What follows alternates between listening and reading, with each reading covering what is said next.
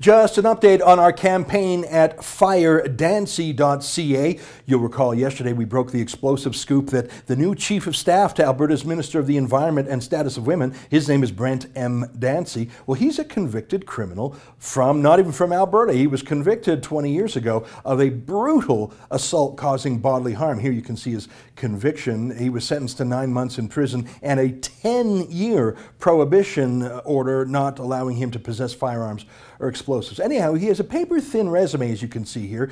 On its own merits, he should not have been hired as Chief of Staff, but with the criminal conviction, it's just shocking. It makes me wonder, did the NDP of Alberta vet anybody? Did they do a background check on any of their candidates? Did they check any of their cabinet, any of their appointees, any of their senior staff?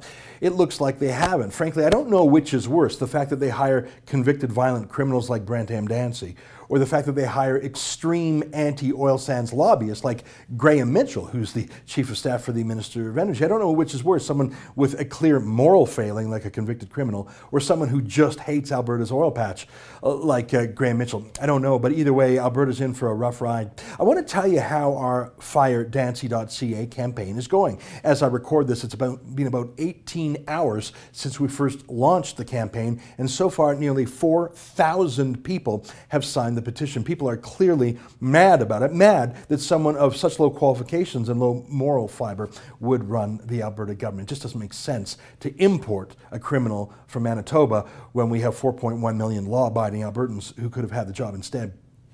I want to tell you the reverberations in the other media. Naturally, the mainstream media do not want to follow the rebel.media on this. No one likes to follow someone else's scoop, and especially me, because I poke at the rival media all the time. They don't want to give me the satisfaction of acknowledging that this is a heck of a story. Although I must give credit to Darcy Henton of the Calgary Herald, who has been trying to get an interview with the Minister of the Environment, Shannon Phillips, to presumably ask her about this.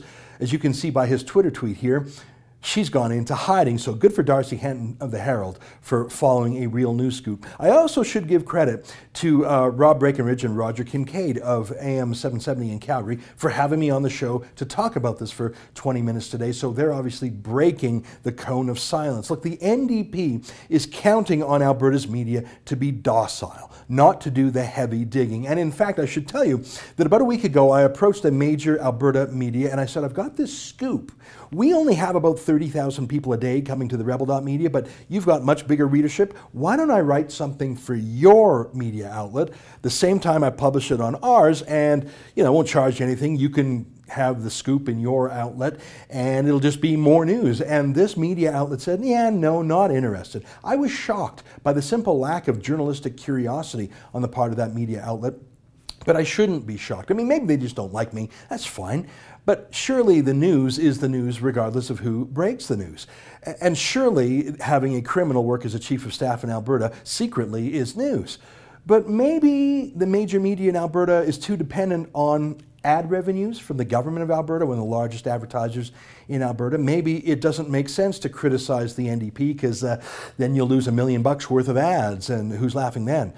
Maybe there's another moral hazard at work. I mean, a typical journalist these days maybe makes $60,000 or $70,000 a year. I mean, it's not exactly high living, especially in Alberta. But if you play your cards right, if you're very gentle to the NDP, you could have a very sweet next career. For example, 5 journalists in Alberta's press gallery have gone on to work for the NDP as spokesmen. So if you're very gentle to the NDP, if you don't embarrass them, if you don't ask tough questions, if you play your cards right, maybe you'll get hired to be a $120,000 a year spin doctor for the NDP, join a union, work 35 hours a week, instead of being a $60,000 a year, 80-hour-a-week schlep working as an ink-stained wretch in an uncertain industry. Yeah, I think there's a tremendous moral hazard at work. I think it's why most media in Alberta aren't covering the story of FireDancey, but you know what?